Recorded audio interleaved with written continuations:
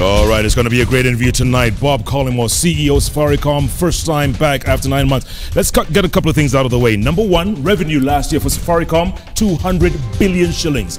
Profit, 55 billion shillings. If Safaricom was to sell this company to someone today, it would be worth 10 billion US. No wonder they paid, my guess today, 196 million shillings last year. Good Lord. We'll get to that in a moment. 196. Let me just internalize it. Bob, welcome back. You know what I'm finding funny? What? The fact that you're looking at a blank screen. There is actually nothing. And I'm reading statistics, on that right? Screen. Isn't that cool, though? Isn't that cool? It's good to be back. Welcome back, man. Thank you. I mean, we were many of us, your friends and everyone out there, we were very worried. And obviously, you discovered you had cancer, right? Yeah. Take it from there. How did you discover? I mean, you don't wake up one day and say, geez, I think I have cancer. No, I think I had been feeling unwell for a while. You know, Kiprona Katoni came to see me when I was in London, and he says, "We just thought you were getting boring." I said, "Kip," he said, "because you're skipping functions in the evening and stuff like that." Yeah. So I was feeling tired. I was running temperatures from time to time, but the temperatures didn't last very long. So it'll last like 24 hours, and then I'd be okay. When I was finally diagnosed in London, he said, "You probably had this thing for about 6 months." So that takes me back to the first symptoms I saw when I was in Morocco. I went to something there, and I had this kind of flu-y thing. I noticed a strange thing. I noticed the pain in the bones of my shin, which is not something you experience unless you kick something hard. And so eventually I was in Chamonix, and I had the shakes. I was really like this one evening, and my wife on board said, "I think you've got malaria," because she's really, really good at self-diagnosis. So she called her mom. I know I'm going to get into serious trouble when I get home tonight. She called her mom, and her mom said, "Yeah, it's probably malaria. Go get some medications." But anyway, I finally went to a doctor back here in Nairobi, who said, "I think you're vitamin D deficient. Here's some supplements." I said, "Okay, let me go see a proper doctor." So I went to Dr. Silverstein at Nairobi, and he ran a series of tests. He said, "Because I don't know." So he did about 30, I remember the number now, 30 different blood tests. I know that because it cost me $1,000 just for the test, and I had to pay there. You know what Nairobi is like. Correct. And he said, "Look, I don't know what the problem is, but I need some more tests, so I need to admit you as soon as I can." It's actually the first time I'd ever been admitted in hospital. And so I went in on the Monday, and he said, "I need to do a bone marrow aspirate." I didn't know what that was. I said, "Sure." I said, "It sounds painful." He said, "That'd be fine." And so they actually take some bone marrow out, and they test it. And he said, "Okay, so I think you have a problem with your blood. I'm not the expert on the subject, so I want to refer you to an expert, but I need to get you out of here pretty soon." And I said, "Well, sure. I mean, I've got the elections are coming up, and that was a fairly noisy time. And then I've got the year end coming up the week after that, so I'll go soon after that." He says, "No, I'd like you to go like tonight, if I can." So then you start to think, well, maybe this is a little bit serious. So I went to London, and the diagnosis was a thing called acute myeloid leukemia, which is a rare form of blood cancer, but curable. So I met a fantastic hematologist there, Donald.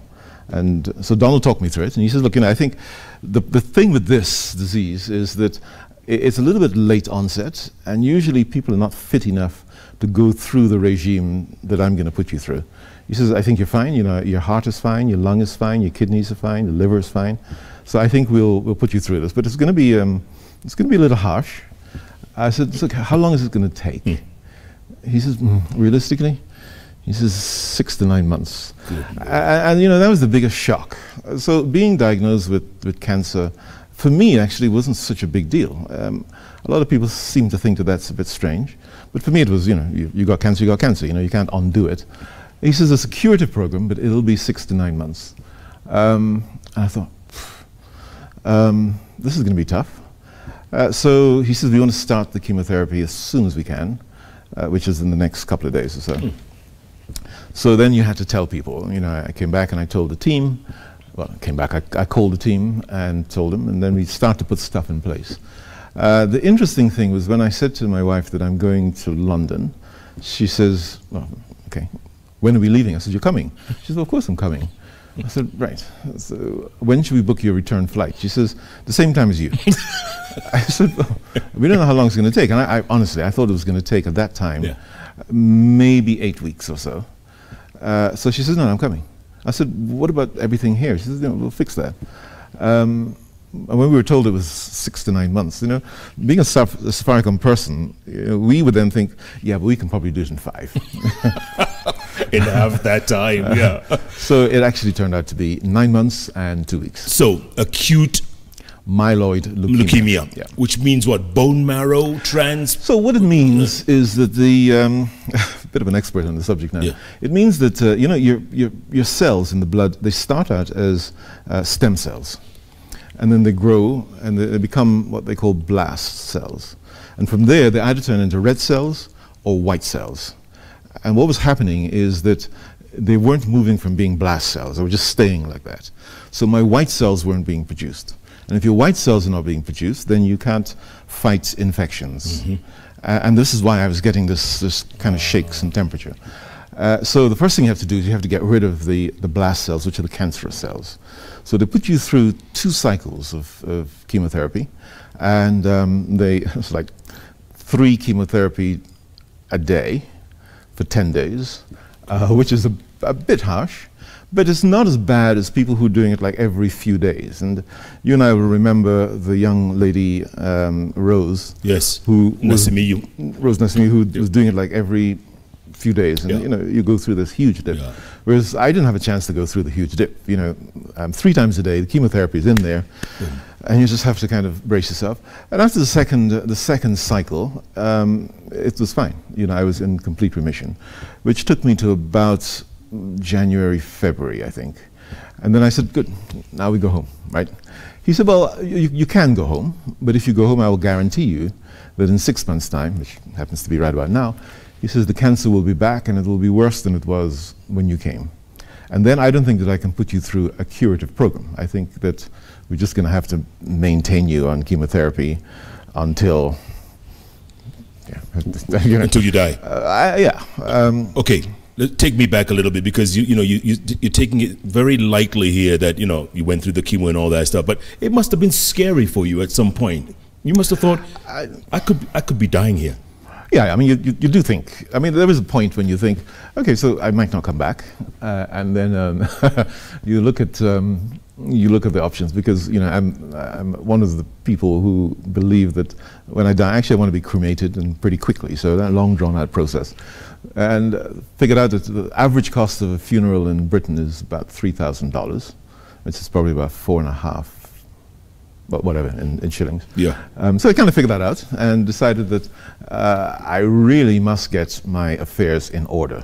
Now, a colleague of mine, just before I was diagnosed, Barak came to see me, and he was diagnosed with stage 4 lymphoma. And, you know, being a CEO, I kind of give advice. And I said, okay, Barak, so I don't actually know anyone who's died of lymphoma, which is true, because Rose had lymphoma. And she was fine. My sister had lymphatic cancer, and she was fine. So I said to Barak, you'll be good, but make sure that you put your affairs in order, knowing damn well that I didn't have my own affairs in order. So that was something which I had to do fairly quickly. But for sure, I mean, at some point, because it's a terrible word, and everybody who's told that they've got cancer responds in a very different way. And you know, my hematologist said to me, you know, how did you feel when you were first told? Yeah. I said, well, Panos, you know, psychologically, I'm probably a little bit deformed, because I was okay. You know, you've got leukemia. I said, what really upset me was when you guys told me 2 things. The first one is you said it's going to take 9 months, and I thought, are you crazy? You know, there's a company to be managed back home, and there's a family and stuff. So that was the first thing which really upset me. And the second thing is when you told me that post transplant I would have an extremely high chance of a relapse. Yeah. I said, I've kind of come to terms with that now, and you know, the science is really working pretty well. But being diagnosed with leukemia I wasn't upset about it. somehow it kind of expected it. Is it hereditary in your family? Or, I mean, you're 60, right? Why do you have to tell everybody I'm 60? So I look 45. Yeah, okay, you're 40. Yeah, I'm 60. So, and it appears now late in life, Bob. I mean, is it in your family? Do you have? It usually occurs a little bit later. Yeah. This AML occurs usually at about 65. So I contracted a little bit early. It's not a hereditary thing. Nobody's quite sure why it happens. Yeah. Had you not been diagnosed early, could this have killed you? Yeah. It would have killed me, not could. It would have killed me. Because AML becomes fatal within weeks or months. And you can see over the 6 months since April last year, which incidentally was when, you know, Hugh Masekela, I was with Hugh again in Marrakesh, and that was when he was re-diagnosed. It was the last time I saw him. So it would have killed me by Christmas for sure. I'd have been ex-CEO, the late CEO. God, and he's laughing. Okay, if you hadn't been CEO of Safaricom, would you have gotten the kind of medical care that you did? You know, flying out, getting that care. I'm sure it cost a hell of a lot of money. If you hadn't been Bob Collymore, CEO of Safaricom. If I hadn't been a Safaricom or a Vodafone employee, it would have been difficult for sure. And one of the things that I reflected on a lot when I was in isolation, because, you know, I spent a lot of time on my own, was what happens to the poor Kenyan who's suffering from this. Number one, they're not going to be diagnosed. No. You know, because you'll just think it's a bit of a fever. And this is always a problem. People don't go to get diagnosed for whatever. One, because they don't have the money for that initial assessment. So there are many people who will be dying here in Kenya and around the world because of the lack of diagnosis, and then because of the lack of care. In Britain, you know, if you look at the National Health Service, I know there's a lot of noise that's made about it, but actually my consultant said to me, he says, if you were living in Britain, I would actually just put you on the National Health Service because you'll get better care than the private care that you're getting now. He says it costs a lot of money, but if you're so coming back to your question, if I wasn't the CEO of Safaricom, if I was just you know, someone who worked in the call center, would I've had the care? The answer is yes, because actually today I have 6 of my colleagues who are undergoing cancer treatment. At Safaricom? At Safaricom, yeah. The colleagues or spouses, because, you know, we cover spouses as well.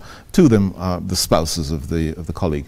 And out of that, I think 3 are currently undergoing a stem cell transplant. We can't do it here in Britain, in Kenya, so they're having it done in India. And like me, I mean, the difference with me is mine is high profile. But like me, the company covers it. Sure. And even when the insurance expires, we take it on a case by case, obviously. Yeah. So we cover the cost, the medical costs, we cover the costs of the spouse being there, which is a huge thing. I mean, if you take my own case, you know, I'm fortunate, and you know my wife, a fantastic lady who stuck with me.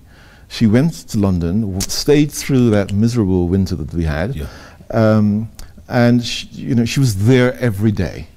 And you know, there's a cost attached to that. Yeah. I'm lucky because my mother and my sister are there as well, of course. But so you know, when we made a big sacrifice, and spouses usually do make a big sacrifice, and you know, we can't underestimate or understate how important that is for the patient. So you know, our colleagues, they get the same treatment. It's just mine is a bit more high profile. And incidentally, you know, there's something I really want to say here, is that I really want to say how grateful I am to the Kenyan media, print, TV, radio, for respecting my privacy on this. And you know, when you asked me to come on the show, I was more than happy to, because you know, we're very transparent. But you know, nobody probed, so the media just respected. They said, you know, he's gone. We don't know what the matter is, but that's his affair. Yeah. And whatever criticism we can level against the media from time to time, this is one where you know, you've shown a lot of restraint and respect for me. And you know, there's some other colleagues, and we've got some other corporate leaders who are going through a tough time. Correct. And friends of ours. You've really shown respect. So I want to say thanks for that. You should have read the blogs. Good thing you didn't. Moving along. You know, there's an interesting book. There's an interesting book published by a friend of mine, Vishal Agrawal. He published it recently, called "Give to Get," and he opens with an interesting quote, which kind of stuck with me. And it says, "You know, a lion never loses sleep over what a goat might be dreaming about." And so, you know, when you think about the blogs, you need to think about it in that context. Nice, nice. A moment ago, you talked about being in isolation. I mean, are you talking isolation in a room? Nobody could come in, or you could leave the room? I mean, in a bubble? What was it? It wasn't kind of bubble, but it was a negative pressure room. So there was double doors, and you know, one door had to shut before the other one opened. People could come, obviously. I mean, my wife was coming to see me every day or twice a day, but they had to barrier up, so you know, gloves and apron and stuff like that. I was stuck in the room for 7 weeks. In that room? Yeah. Couldn't get out? Couldn't get out, no. But it was okay. You must have been climbing walls. No, I was reading a lot, and I was thinking, and there's nothing wrong with sitting and just thinking. And then I was working, so once I kind of got strong enough, I was being a nuisance to the team back here, so FaceTime, phones, emails. Yeah. Did you read anything good? I read lots of good stuff. Yeah. Lots of good stuff. I mean, there was an interesting book I read, which was on Bill Gates' recommendation for summer reading, called Everything Happens for a Reason and Other Lies That I've Loved. And it's by a woman called Kate Bowley, who was diagnosed with cancer. And, you know, a lot of people say, oh, well, you know, everything happens for a reason. And she says, yeah, what's that reason? What reason is it that I have cancer? Yeah. And then the other thing they say is, well, at least, she says, well, at least what? At least it's not stage 5 cancer. You know, please don't minimize it, and don't try and compare it to your own experience. Yeah. So that was a great book. I mean, fantastic books. Yeah. Is it all gone now? Is the cancer completely gone? So the cancer, I'm in complete remission today. But like most cancer patients, you know, we spend the next 5 years being under the very watchful eye. And right now, it's a very close eye. I mean, I met with my doctor here today. So, you know, she and I will meet once a week, once a fortnight. I'll do regular blood tests. So for the first year, we'll watch how this thing goes. There are some lifestyle changes, which is a little uncomfortable for me, but, you know, I can live with it. So social gatherings I have to stay away from. And, you know, lots of people say, you know, I've got some people over to my home, do you want to come? Social gatherings, parties, buffets, all those things I have to stay, because essentially my immune system is at 0 at the moment. So all of the immunity that I would have built up over the last 60 years has gone, and that has to be rebuilt again. So I become susceptible to mumps, measles, rubella, chicken pox, all those things. So I have to stay away from young children, particularly, especially the children whose age, you know, I absolutely adore them. But, you know, for a while. And those events you'd loved to attend and partake in, you can't? Particularly with kids, yeah. Yeah. Good Lord. So, I mean, you know, and people need to understand that I'm not actually being offensive. I mean, we've had 2 invitations this weekend. And you can't go? Social guys, and I can't go. Shame. Because you don't know who's got a little infection that they don't even know that they've got it. And if I get it, you know, even if I catch a cold, because everybody kept saying to me, you know, Nairobi's very cold, Bob, you know, you don't want to come back now. And my doctor said, look, you know, you might want to think about that, because if people got colds and flus and you get it, it'll stick around for like 2 weeks. That's 2 months. So you have a flu for 2 months. So try and stay away from those things. And how long will it take to build your immunity? The rest of your life, basically? I think about a year. Oh, okay. About a year before, even I can't even go to Mombasa. I double check with my doctor today, and she says that I try and avoid it, at least for the next 6 to 8 months, because of the malarial risk in Mombasa. You talked about buffets a moment ago. What's wrong with buffets? Probably the buffets is that the food was cooked, and then there's the risk of it cooling and warming again, and then bacteria and fungus can grow. I mean, especially rice. Rice is a difficult. So there's a bit of a regime in my home at the moment. When the food is ready, you have to eat straight away. Don't allow it to cool and come back up again. No. And buffets, you don't know how long it's been sitting around absolutely, there, so absolutely. My boss, Washiro Waroro, was asking earlier on, he says, Bob is a fitness fanatic. You know, you wake up, you jog, you walk, you work out, you whatever. So he was asking, did that help? Well, I'm going to take issue with Coach on being called me a fanatic, but it helped enormously. And when I left London, I said to Panos, my consultant, I said, look, so, can I get back into the gym? Because we have, incidentally, I discovered a trick. I discovered the waistcoat trick. And viewers, if you wondered what the waistcoat trick is, it deals with that middle spread. So if you wonder why he's been wearing waistcoats a lot recently, it's the spread. And so we can manage that. No, just because I said you were 60, now you're just revealing everything. And I'm not done yet. But seriously, he said, look, whatever you were doing before, get back into it. So, since I've been back, I've been getting up at 5:15, getting down to the gym, and working my way back up to it, because you can't do those. So I'm not a fitness fanatic, but I used to go to my gym. I have a gym at home.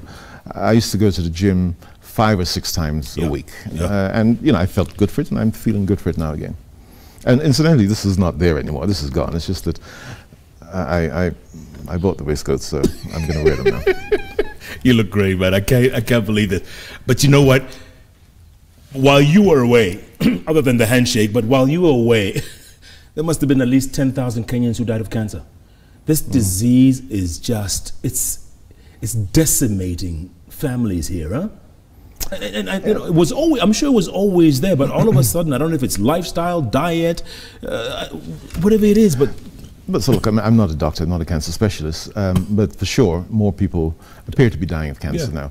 And the odd thing is that they don't need to die of cancer. I spent time in 2 different cancer units, one at Guy's and the other at Harley Street in Houston. And the cancer for the people who are working there, it's like a cold. I mean, they're like, okay, we'll fix you up and you'll go. And the reason why we didn't talk about cancer here is because people over-respond to the word. If Lord forbid, if I said, you're diagnosed with cancer, immediately you're going to have a problem with that. But you don't have to have a problem with it because it's cured. In my family, my ex-wife had cancer. My sister had cancer. And both of them, Claire, my ex-wife, she celebrated her 5th year cancer-free when I was in London. My sister celebrated her 6th year cancer-free. So you don't have to die of cancer. Now, there's a problem with healthcare, because healthcare can never be free. If you just take how long a doctor takes to train, so that can never be free. But we also have a problem with insurance, because people can't afford insurance. And, for the country to provide free healthcare is a challenge. So, people need to find solutions. And don't wait for emergency funding, because if I'd waited for emergency funding, honestly, Jeff, even rich friends like you, it wouldn't have happened. You'd be dead. You'd be dead. Especially if I relied on you. That's 2 down, 2 to go. Okay. Yeah, he's still looking at the screen, and the screen is as empty as mine. I don't know, why are you pretending? Are you shy? It's my notes. It's my notes. There's no notes there. I can't see any notes. There's no notes. So you decide to come back home. You're flying 8 hours from Heathrow. Are you excited? Are you scared?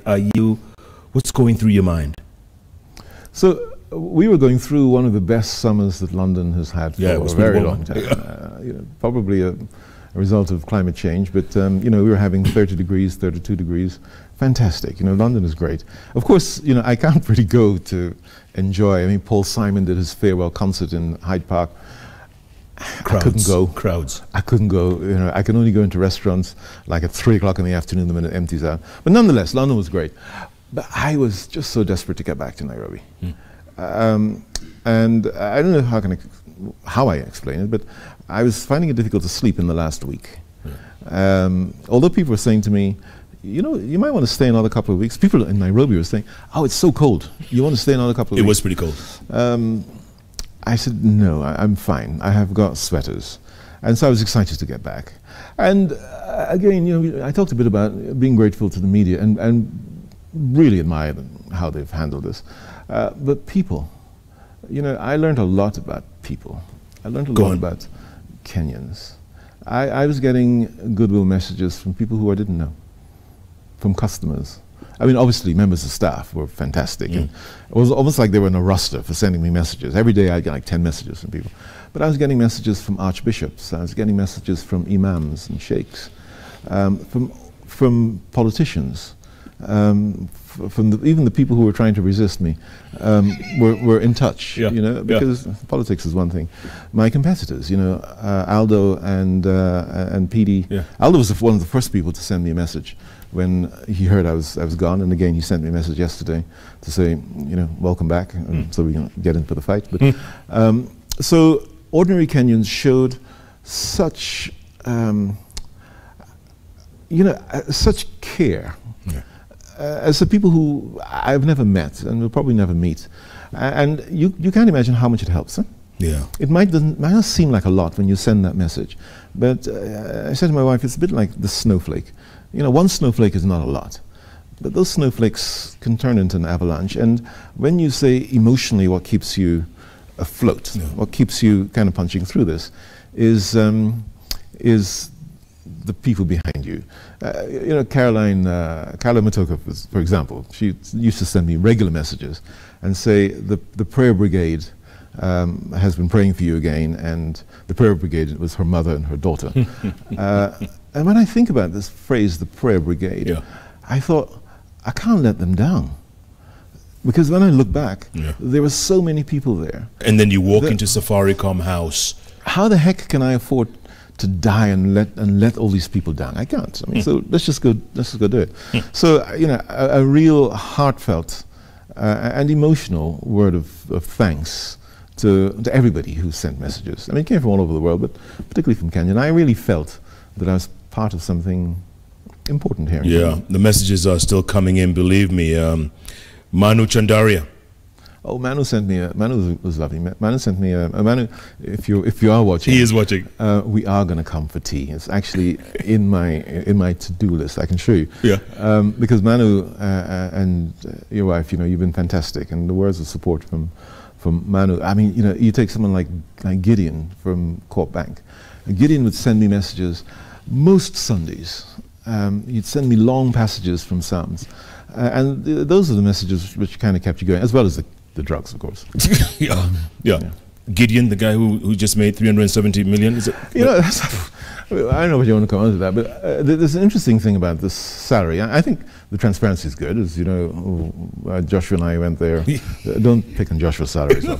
But you know, we were for this transparent thing. But when you look at the number can be a little bit misleading because you know, it's a big salary, so let's not get around that. But you know, it also includes things like deferred bonuses, right? Yeah. And deferred bonuses are often given in shares, and the shares might be worth nothing. You might not even get it if you don't hit certain criteria. So when people do I saw on the way here, someone was working out how much I'm earning per second. A second, yes. Of course, you never get a check for 196 million shillings. I mean, you get your salary, and then you get a bonus based on your performance, and then you get this thing which might or might not happen. But all of that is thrown into this mix that, you know, Gideon and me and Joshua and and the other guys gets. My God. But we'll get over it. I think, you know, I think what's important about this transparency is that, first of all, it's transparent. And now we know, shareholders know how much they're paying their CEOs. Are you listening to me or are you reading that? I'm reading something from Maina Kageni. Yeah, tell Maina, if he's watching this. Yes, he is. Thanks for not visiting me. In London. In December, Maina says, I'm going to come and visit you, bro. You know what Maina was like? Yeah, I know what I'm going to come visit you. Yeah. He never turned up. Yeah, we were supposed to have a meeting yesterday. He didn't show up. Yeah. Maina, he says, I'm going to call you tomorrow morning. He was going to call me yesterday morning. You know, I skipped the gym, you know. So, Maina, when you call, I'm not answering. So don't bother. It says, Ebu, tell that ninja, welcome back. That's Maina, right? Yeah.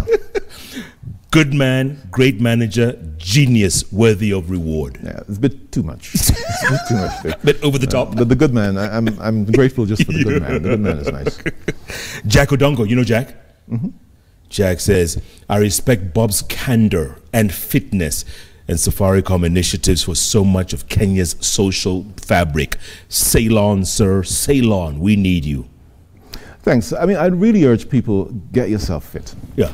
Don't ignore it. I mean, you know, I didn't even know I was keeping fit. I mean, I was keeping fit for vanity reasons more than anything else. But it really helps. It really helps. Keep yourself fit. You don't have to go to the gym. I mean, walk. I was in London, I couldn't go to the gym. Yeah. But I walked, you know, kilometers every day. Even when I was really in the middle of the treatment. When you were in that bubble, were you walking around the room? Or so the bubble, we had some makeshift things. So we had some resistance stuff. But certainly when I walked out, they said to me, "Be careful, because you don't think you can walk as far as you can." And just walking like 5 minutes, I was just, because the muscle wastage comes very quickly. It comes back, providing you don't. But there was never a day where I sat in pajamas all day. Never. Right. Every morning I'd wake up, I'd shower, I'd get dressed, and when I was not in hospital, every day I'd go out and walk, even when it's like minus 10 degrees. Yeah. We're going to take a break, come back. Before we do that, real quick, someone watching you right now has cancer, has been diagnosed with cancer, whatever stage it is. What would you tell them? I mean, you're a cancer survivor now. Mm-hmm. What would you tell them? Because people, like you say, first thing, you lose hope very fast, and then you see yourself deteriorating very fast. What do you tell them? I don't know that I can give people advice. I would say trust in the science, because the science really does work. We have, the doctor that's taking care of me here, she trained in London. I put my life in her hands. So we had some pretty good professionals. Yeah. Once you're sure of the diagnosis, get a second opinion, right? But once you're sure of the diagnosis, cancer really is not a death sentence. Of course, some people die. Unfortunately, one of my colleagues, their spouse, was just passed away, sadly, on the way back from rehab. But of course, people do die. But it is not a death sentence. I mean, look at me. I'm fine. Yeah, you are indeed. Bob Collymore there. We're going to take a break, come back, switch gears. Okay, you talked about your salary, but okay, we'll talk about Safaricom.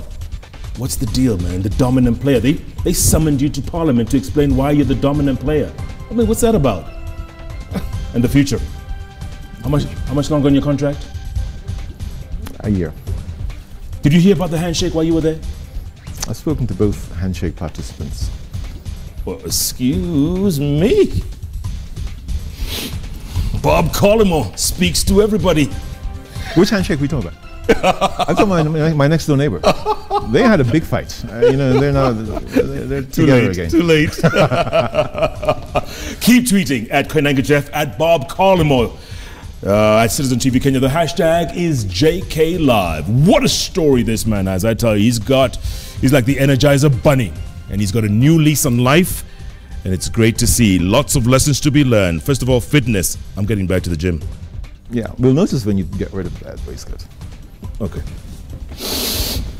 Jeff Koinange Live takes a break. We'll be back in back in a moment.